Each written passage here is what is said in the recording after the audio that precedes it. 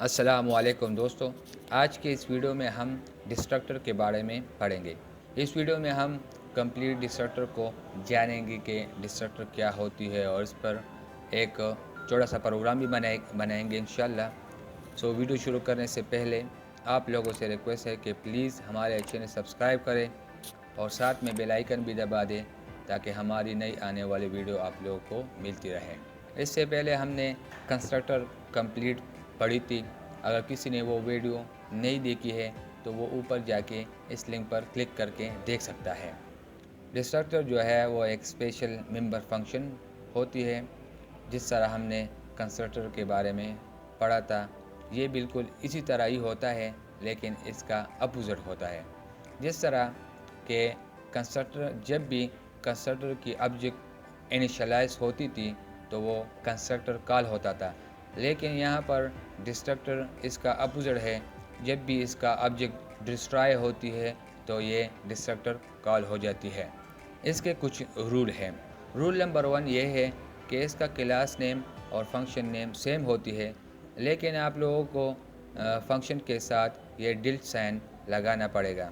ये आप लोगों को टेप के ऊपर, कीबोर्ड में टेप के ऊपर मिल जाएगी। और दूसरा रूल ये है कि एक क्लास में हम एक से ज़्यादा डिस्ट्रक्टर नहीं ले सकते। इसका मतलब है कि डिस्ट्रक्टर ओवरलोडिंग इसमें नहीं होती। और तीसरा रूल ये है कि कंस्ट्रक्टर में हमारे पास पैरामीटर होती थी, लेकिन अनफॉर्चुनेटली डिस्ट्रक्टर में हम पैरामीटर नहीं ले सकते। और चौथा रूल ये है कि जिस तरह कंस्ट्रक्टर के भी रिटर्न टाइप नहीं थी तो डिस्ट्रक्टर के भी रिटर्न टाइप नहीं होती। और पांचवा रूल ये है कि अगर आपने क्लास में एक डिस्ट्रक्टर डिक्लेयर की या स्पेसिफाई की तो कंपाइलर उसको अपने आप डिफ़ॉल्ट डिस्ट्रक्टर कंसिडर कर लेगा। अच्छा जी, इस पर एक छोटा सा प्रोग्राम लिखते हैं ताकि हमें पता चले कि डिस्ट्रक्टर जो है वो किस तरह यूज़ होती है और इसका पर्पस क्या है। तो सबसे पहले मैं क्लास लूँगा डेमो के नाम से, सही है। यहाँ पर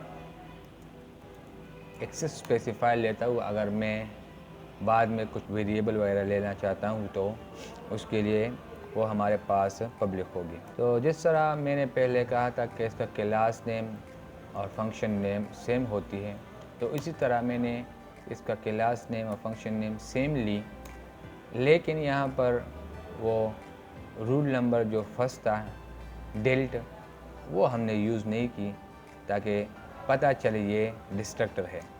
तो इसी तरह जब हम इसके साथ डिल्ट यूज़ करेंगे तो अभी ये डिस्ट्रक्टर कंसिडर हो जाएगी। यहाँ पर एक सिंपल सी आउट करते हैं ताकि पता चले कि हमारा ये फंक्शन काम करता है कि नहीं, सही।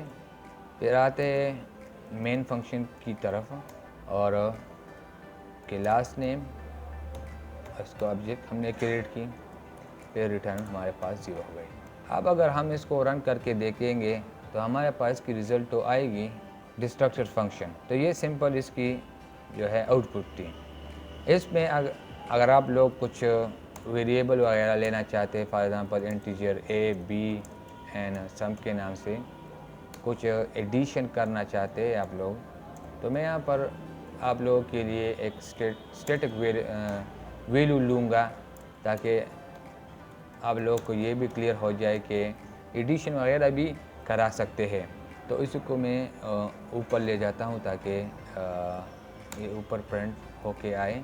और यहाँ पर हमारा टोटल रिज़ल्ट आएगी, टोटल सम फॉर एग्जांपल मैंने लिख ली, सम मैंने लिख लिया। तो अभी इस पर इसको भी प्रिंट करके देखते हैं कि इसकी रिज़ल्ट क्या होती है। यहाँ पर हमारे पास 30 रिज़ल्ट आ गई। इसका मतलब है कि हम इसमें एडिशन वगैरह भी कर सकते हैं। ऐसा सिंपल ये नहीं है कि मैंने यहाँ पर पहले आप लोग एक सिंपल जो है सी आउट प्रिंट की, तो इसमें हम मसलन रन टाइम भी वैल्यू ले सकते हैं, लेकिन कुछ रूल है इसका, मसलन पैरामीटर नहीं ले सकते, रिटर्न टाइप इसकी नहीं होगी। तो ये कुछ रूल है इसकी। आई होप आप लोगों को ये डिस्ट्रक्टर जो है क्लियरली समझ आ चुकी होगी। तो मिलते हैं इंशाल्लाह अगली वीडियो के साथ। Thanks for watching.